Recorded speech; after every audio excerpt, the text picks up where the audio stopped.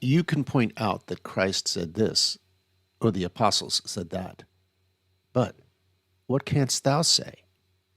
Art thou a child of the light? And hast thou walked in the light?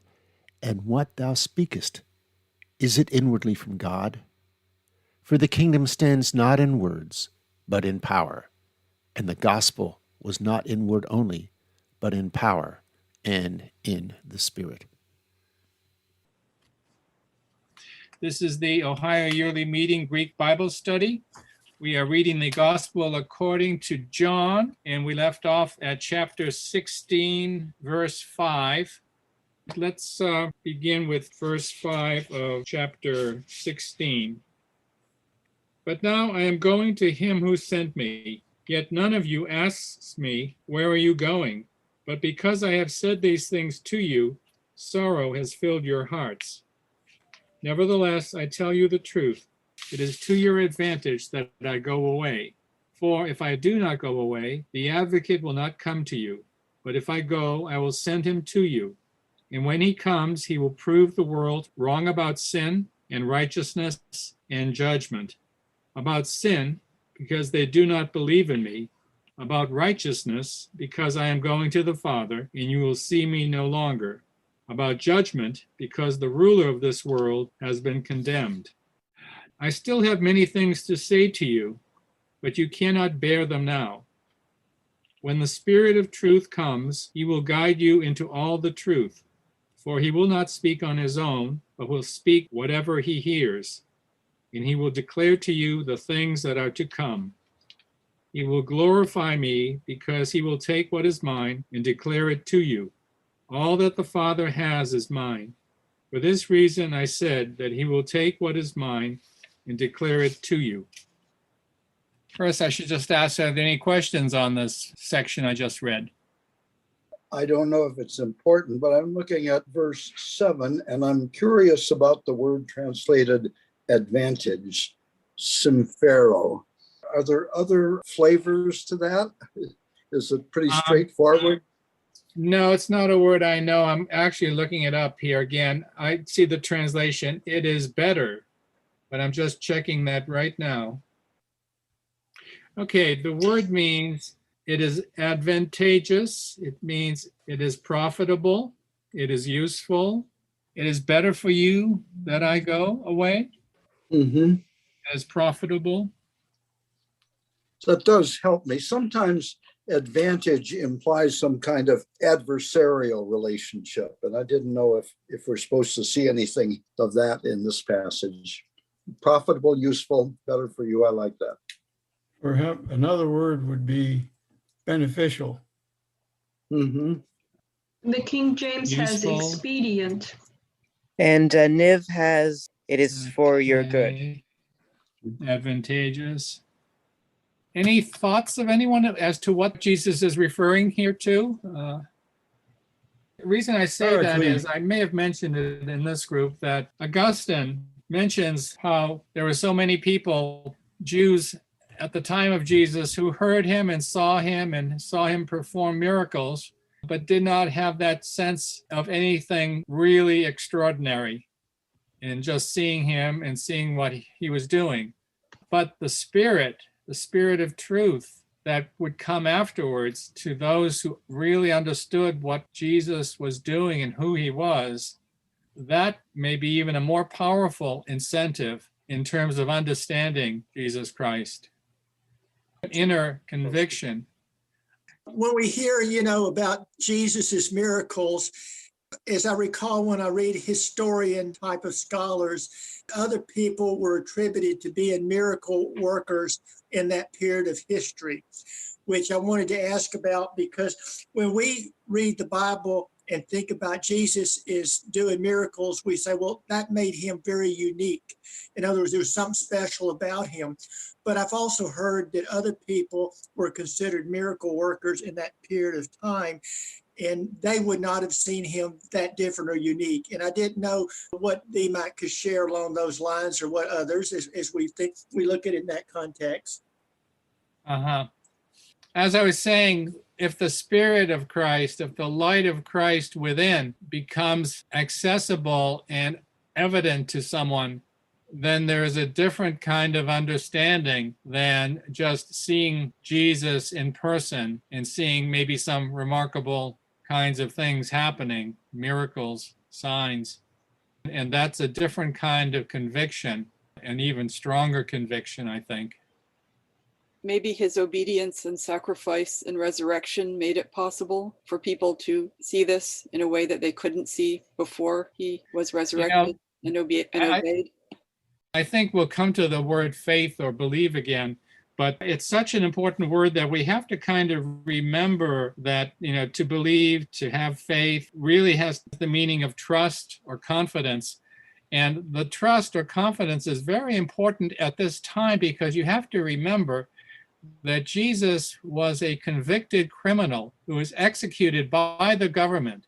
If Jesus were to be appearing today in the United States as a convicted criminal and being executed, how many people would quickly think of him as being someone sent from God? There's a strong need for a real kind of confidence or trust there. This, of course, was one of the reasons why so many Jews just refused to believe in Jesus, put that trust in him, because if you recall in the Old Testament, it says, "Cursed is anyone who hangs on a tree, who is crucified." And that's what Jesus was. I've been trying to think of the verse that was occurring to me, and I haven't been able to identify it yet. Maybe someone else can think of where it is. I'm thinking of when he said, "And if I be raised up, I will draw all men to me." Ah, yes. I can't think of where it is. What he's saying is that he needs to go through this process of being obedient unto the death and being raised up by God. That's John 12:32. 12:32? Yeah. Yes, that's it. He's foreshadowing the need there in that verse 32 of needing to go through this crucifixion and resurrection so that all men will be enabled to do the same thing inwardly. So I think that's what this verse is saying in 16. It is expedient for you that I go away, for if I go not away, the Comforter will not come unto you. But if I depart, I will send him unto you. So that Comforter is the Spirit of truth that he's going to be sending to us, which is like the second birth. Right. I think what he's recognizing there is the need for him to go through this so that others can also go through it inwardly. He needs to go through it outwardly. When you're ready, I'd like to check something out about verses 8, 9, 10. Yeah, I'm just about to say something about 8. That one will come and will expose the world regarding sin and regarding righteousness and regarding judgment, those three things. And then in 9, regarding sin on the one hand, because they do not put their trust in me. They do not believe in me. They do not have confidence in me. That is their sin. And then in 10, concerning righteousness, on the other hand, because I am going to the Father, and you will no longer notice me, you will no longer see me. And then 11, concerning judgment or an assessment, because the ruler of this world is being judged. Of course, the ruler of this world is Satan, the devil, evil. Yeah, I found all that kind of hard to understand until I looked at the New English Bible translation. It says, when he comes, the advocate, he will confute the world and show where wrong and right and judgment lie. He will convict them of wrong by their refusal to believe in me. He will convince them that right is on my side by showing that I go to the Father when I pass from your sight. and he will convince them of divine judgment by showing that the prince of this world stands condemned. So it's more expanded, and to me, it's easier to understand than the NRSV. Yeah, I think that is a bit easier to understand. You'd have to really understand those individual words like judgment. Talked about all these words before. I may as well just put them down again. Anyone recall the word for sin? Hamartia, sin, sinning, sinful attitude.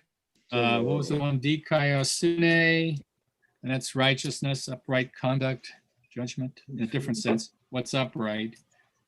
And then what was the last one? Krisis. We get our English word crisis here. And it's judgment or an assessment, that sort of thing. So those are the three. I think in explaining it, in what was that, the New English translation? Mhm. Yeah, Yes. that expands it a bit. I'm always hesitant about the New English translation. Sometimes I think they stretch it a bit too far, but that seems about right, those particular verses. Is that the same as New English Bible? Yes. Yes. It's funny that convince and convict kept showing up. It almost sounded like a Quaker Bible. In older English, convince meant to convict. The Latin word, convinco, these are all parts of the same verb in Latin. And you can see convict and convince come from the same root there. And when you're reading the word convince in the English of the early Quakers or in the King James Version, it usually means convict. That was the basic meaning. Actually, I'm not, let me see what the Latin here says for sure. Yeah, convinco, convici, convictum, that's it. So it means to convict. It also in Latin meant prove clearly. Yeah. So NRSV just uses prove, which, yeah, it makes sense, but it's a little harder to grasp. I've seen people really misunderstand this word convince when it's used in early modern English of the 17th century. They don't understand that that word more often meant to convict, to be found guilty of sin. That's what it meant, to be convinced most often. It began to have the modern sense of modern English convince, but it was more often clearly to convict or be convicted. I have a question about Yes. the rendering of that word in a particular English translation, what's called Today's English Version, commissioned by American Bible Society, also known as the Good News Bible.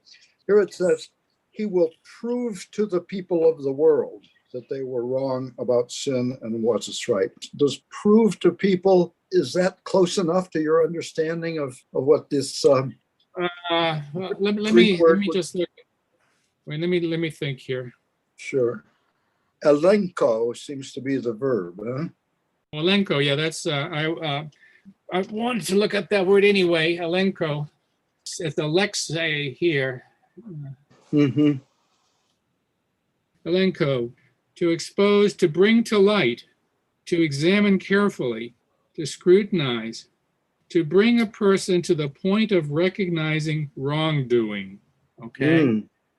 Mm-hmm. To express strong disapproval of someone's action, to reprove, to correct, to penalize for wrongdoing, punish, to discipline. It actually has a whole series of related meanings there. So, which is the best translation then? Expose, okay. I mean, it may, have several of these related senses in it, of course. I mean, even to say that one, having come, will correct the world regarding sin. That one will expose the world concerning sin. That one will convict. So it looks like in English, we don't have a word that just covers all of these related meanings. In King James, was it reprove? Reprove, yeah, that's the correct. Is that reprove in King James? I don't have that open in front of me. Verse 8, Yes. Yeah, reprove is in King James Yeah. in verse 8. Okay, yes, it's reprove the world of sin. But I think the meaning is pretty clear there then. Mhm. Okay, let's go on. In verse 14, that one, being the Spirit of truth, that one will glorify me. That one will make manifest God within me, in other words, the Shekinah within me. That one will make evident the presence of God in me. That's the glorify. It also has meaning just glorify, like we glorify things as well, but I'm thinking of a more Jewish understanding there, which makes sense. Anything else in these verses? I'd like to go on then to 16. I guess I would like to add that this certainly accords with my experience, that the presence of the Holy Spirit speaking in my heart is what demonstrates to me Jesus's relation with the Father. It isn't so much the claims or the arguments that he made in his public ministry. It's what the truth that is revealed to me now by the work of the Holy Spirit. There's a very powerful thing you're saying here, David. It's almost hard to say, but there's truth here that that same spirit, that holy current, is the same spirit or current that is in every human being, and that it was in Jesus completely, fully, perfectly. And that's why we can follow him and be like him. William Penn would say, to be a Christian is to be like Christ. And there's real truth in that. I also like that in these verses, he doesn't draw any sharp boundaries between the Father, the Spirit of truth, and himself. Anybody who wants to make those into three distinct entities just has to read those verses. It's just so fluid. Yes, you get into all sorts of Trinitarian complications with a lot of this language, but it's very clear that there's different ways of saying similar things here. But when you start fighting over those meanings as to being something separate or different, then you really end up having serious theological problems. It's just the nature of language sometimes to be loose. Probably mentioned this in this group. I kind of think of individual meanings of words as like clouds in the sky. They're very fuzzy and they can change and they move around and they're not as hard as they may seem. They do become hard when you're speaking physically, like in science. Then you have to have specific, very clear, very precise words to mean very specific things. An atom is an atom and nothing else. Again, the more scientific you begin, the more rigid the meanings of words are, because you need to have that. It's not like in poetry where words are much fuzzier. And the same thing with spiritual and religious language. They're fuzzier, and it's important that that's the case. You also have to remember that we're reading the Greek that this gospel was written in, but Jesus was most likely saying all of this in Aramaic. And of course, Aramaic and Greek are very different languages. So we have to take into consideration that the translators of what Jesus had said did their best for putting into the Greek what they heard and knew in the original Aramaic and Hebrew, of course. All right, let's go on to verse 16. A little while, and you will no longer see me, and again a little while, and you will see me. Then some of his disciples said to one another, what does he mean by saying to us, a little while, and you will no longer see me? And again a little while, and you will see me, and because I am going to the Father. They said, what does he mean by this a little while? We do not know what he is talking about. Jesus knew that they wanted to ask him, so he said to them, are you discussing among yourselves what I meant when I said, a little while, and you will no longer see me, and again a little while, and you will see me? Very truly I tell you, you will weep and mourn, but the world will rejoice. You will have pain, but your pain will turn into joy. When a woman is in labor, she has pain because her hour has come. But when her child is born, she no longer remembers the anguish because of the joy of having brought a human being into the world. So you have pain now, but I will see you again, and your hearts will rejoice, and no one will take your joy from you. On that day you will ask nothing of me. Very truly I tell you, if you ask anything of the Father in my name, he will give it to you. Until now you have not asked for anything in my name. Ask and you will receive, so that your joy may be complete. Any questions first? I guess this is a comment. I'm grateful that Jesus uses this metaphor of childbirth. It's probably something that women understand viscerally even more than we men at some distance.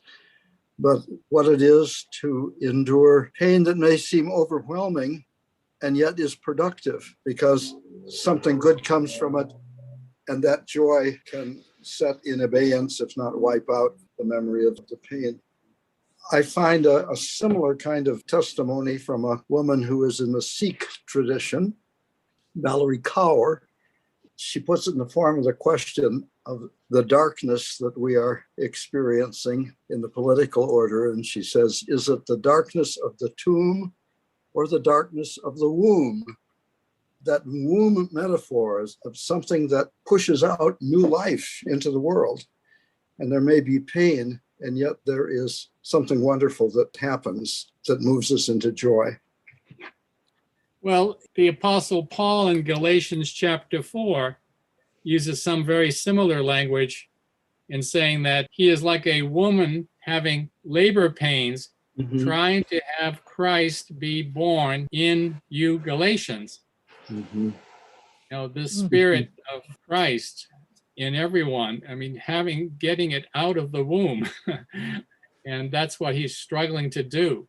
It can just stay there and do nothing in people, but something needs to bring it out. And if a missionary, an apostle, someone can help in that process, then I'm all for that, of course. The word here, see, is not the usual word for see that I'm hearing in this translation of mine. It's this one that means to take notice of, to be aware of. It does mean see. I guess see is okay in this case here. Actually, this word time does not occur in the Greek. It's just a little. Of course, that means a little time here, obviously. And where the disciples in verse 18 are saying, we do not know. Again, that's not the know of experience. This is the other word, oidamen here. We do not know what he is saying. And Jesus knew that they wanted to ask him, and he said to them, you're inquiring, you're asking among yourselves about this, that I said a little time and you do not see me, and again a little time and you will see me. Amen, amen. Truly, truly, I say to you that you will weep, you will cry, and you will mourn, but the world will rejoice. Again, that's the sense of that outward worldly world. You will be grieving, but your grief will become joy. And then it goes on, when the woman is giving birth, she has grief because her hour, her time has come. But when she gives birth to a little child, she no longer remembers the affliction, the pain, because of the joy that anthropos, a man, a human being, was born into the world. What does the King James say here? Does it use the word man? Yes. Yes. It Yeah. says, she remembereth no more the anguish for joy that a man is born into the world. Right. Okay, that makes sense. And aner is the word for man, but meaning a male. And the plural, of course, is andres. We have an English word, androgynous, which combines the male and the female. Oh, right. Yeah, androgyny. In Old English, the word man only meant a human being. And I think it was in the Middle English period, like Chaucer period, I believe, is when it began to also just specifically mean a male. But originally it was the meaning of anthropos. Languages are always changing. The meanings keep shifting around, moving. Several of the English versions translate this as either baby or child, which is not gender specific. Greek had words for baby, and so more than one or two or three words for a child, but they're just trying to avoid that rigidity in modern English where man used to have an inclusive meaning, but today most people reject it and want it to only be exclusively a male. Okay, let me see if there's anything else in this section. Verse 23, and on that day, you will not ask me nothing. Greek uses double negatives, you should be aware, and that was educated Greek to use double negatives, and you see them frequently. I say to you, you will ask the Father in my name, and he will give to you. He will give it to you. Again, in my name. I'm also assuming that means both name and the basic nature of Jesus, the actual physical name of Jesus, as well as the sense of it's the basic essence of something, the basic nature of something, so that you need to be in that same nature too, as well as asking in Jesus's name. I have a question about verse 20. Is weep and mourn a good translation? Verse 20 is, where's the verb? Oh, that's the word that means cry or weep. That's the basic word, klauo. Klauso, 1 second. What verse was that in? 20. 20. Okay, that's the future. Klauso. I'm trying to look it up in the dictionary, but I have to remember what the present tense form of that verb looks like. Oh, there is klaio. Okay, klaio. Cry, weep, bewail. Yeah, cry and weep. Okay, it sounds more precise than the New English, but the New English is more poignant. It says plunged into grief. Wow. It's the basic word for cry. You often see it translated as weep in a lot of translations. I don't know why they don't want to actually say Jesus cried. I think this word still exists in modern Greek as well. I'd have to check on that. Maybe I can check right now. I'm just kind of curious for myself. Okay, cry. Yeah, it's the same word in modern Greek, pronounced a little bit different. Kleo instead of klio, but and it means cry. So Jesus cried. Break out in tears, I guess you can say that. I believe somewhere, is it in John, where the shortest verse in the Bible is Jesus wept? Is that when he learned of Lazarus? Yeah. Yes. Yeah.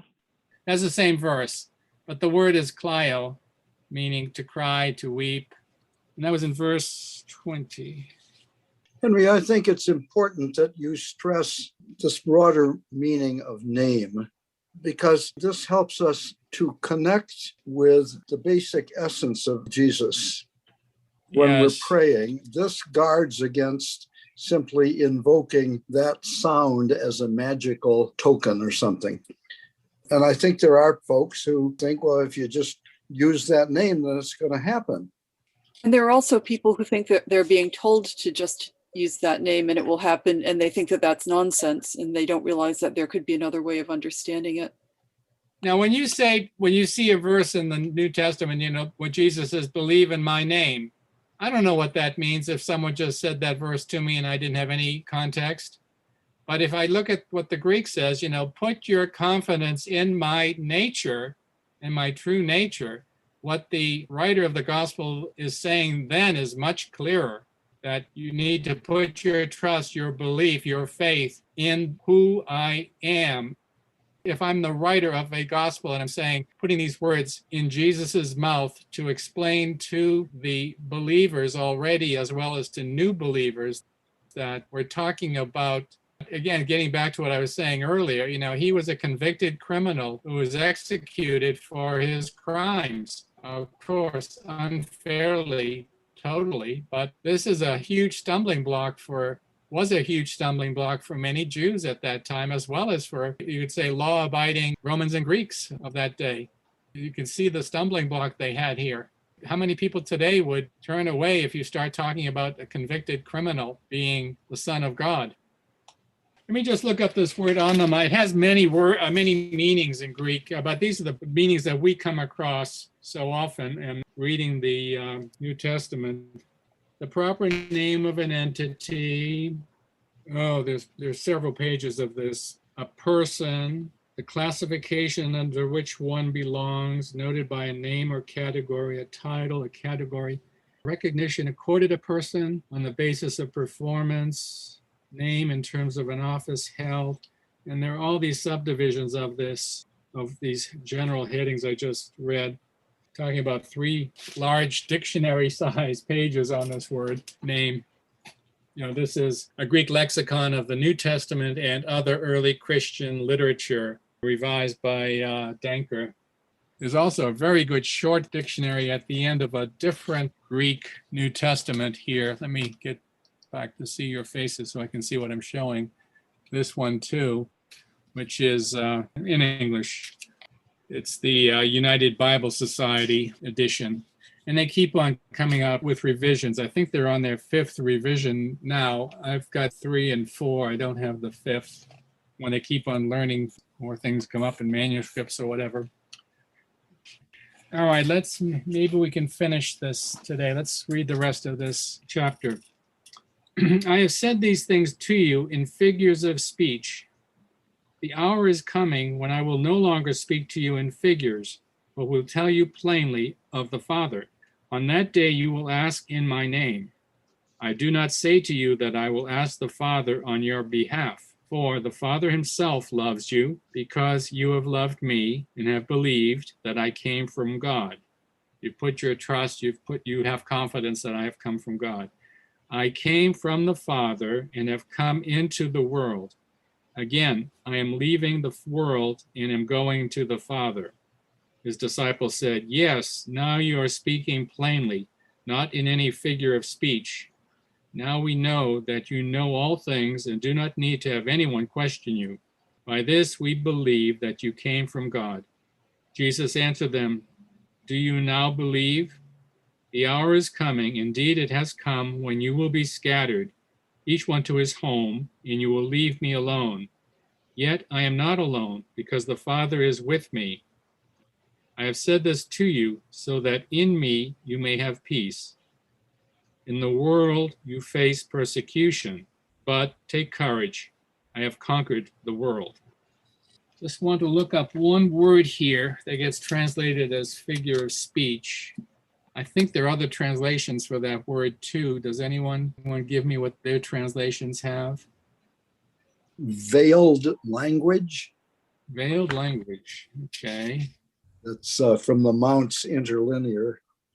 Okay. Paroimia. Where'd the word go here? Let's see.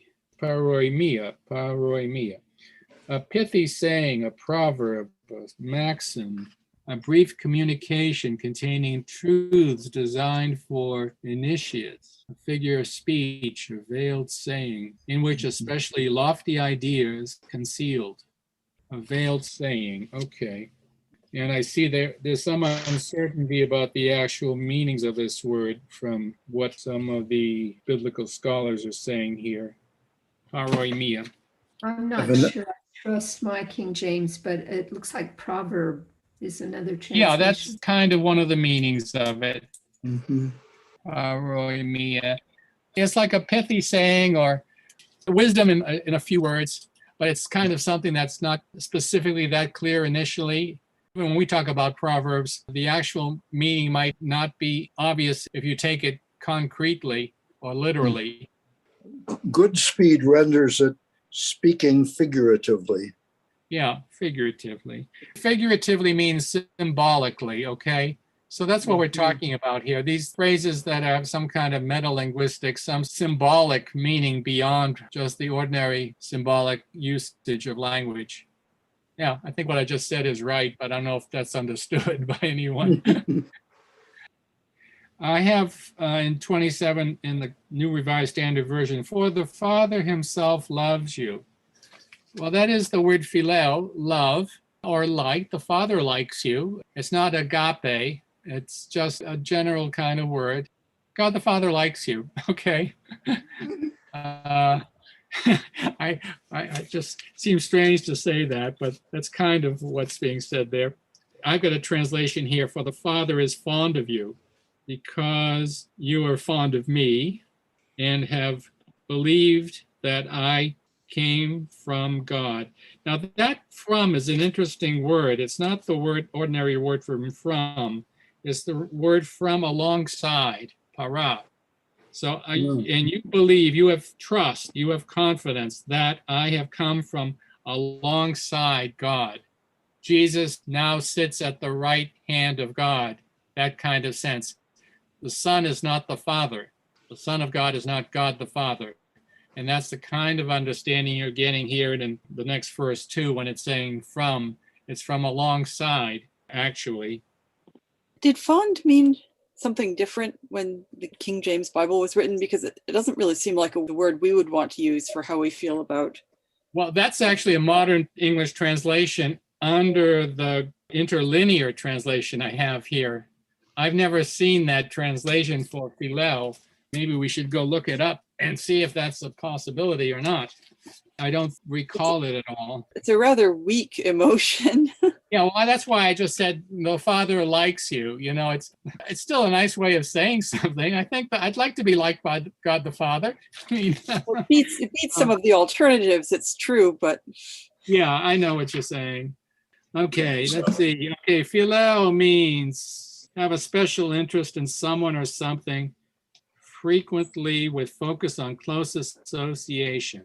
Have affection for, like, consider someone a friend. And there are other meanings that aren't related here, like it means to kiss. Yeah, to like. Right? We'll just leave it as like. We have this word philosophy. That's the same word. The love of wisdom. It's a little more energetic than liking. So that's the verb. But as I gave you the general meaning, to have a special interest in someone or something. So if you have a special interest in wisdom, that's a philosopher. So have affection for, like, you have believed, you have confidence that I am from alongside, I came forth from alongside God. I came from alongside the Father, and I have come into the world. Again, I leave the world and I am going to the Father. Disciples, the students say, see, you are now talking, you are now speaking plainly and no longer are speaking these sayings, these proverbs, these symbolic, speaking in symbolic language. Now we know that you know all things and you have no need that anyone ask you. Specifically in this, we believe, we trust that you have come forth from God. Jesus answered them, are you now believing? Do you now have confidence? Do you now have trust? Look, the time is coming, and it has come, that each one of you are going to be scattered into his own places, things, and will leave me alone. Indeed, I am not alone, because the Father is with me. I have spoken these things to you so that you will have peace in me, in my spirit, I guess. In the world, you will have affliction. But take courage, be cheerful, cheer up. Oh, that's it, cheer up. I have conquered the world. And that's probably the last word I want to speak about, conquer. Nikao is the verb, conquer. And the noun is Nike. You all know this word, and it just means victory. And what Jesus is saying, I have conquered, I have overcome, I have won out over the world, over worldliness, over a worldly kind of mind, materialistic mind. So when you see, I have conquered the world, or I have overcome the world, I've overcome worldliness, that more outward, materialistic way of thinking that's out there in the world. And of course, he's victorious. That's what he's saying, because this same word in the noun form means victory. Nike, nikao, Nike. That word overcome the world is the same idea as metanoia. Yeah, that's the kind of sense. I would agree. Romans 12, too. Do not be conformed to the world, but transform yourselves. How? By a renewing of your mind. So it's that kind of transformation out of that worldly, materialistic, for us, consumeristic, nationalistic, materialistic way of thinking, a reductionist kind of thinking. Everything can be reduced back to matter, to the world, the physical world, the world of soma, body, or sarx, flesh, that kind of fleshly, carnal world. And this is a completely different way of thinking that is involved in metanoia.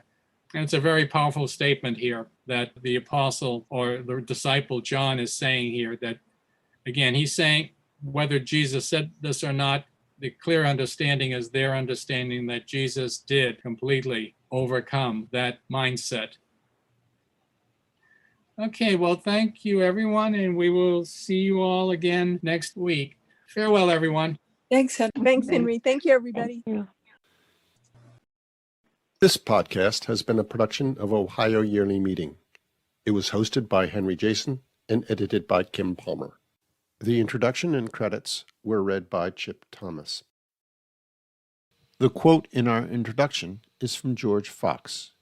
It was preserved in Margaret Fell's account of her convincement after hearing Fox preach in Ulverston in 1652. It can be found in the Journal of George Fox, Nichols edition. We welcome feedback on this or any of our podcast episodes. We can be contacted through our website, ohioyearlymeeting.org.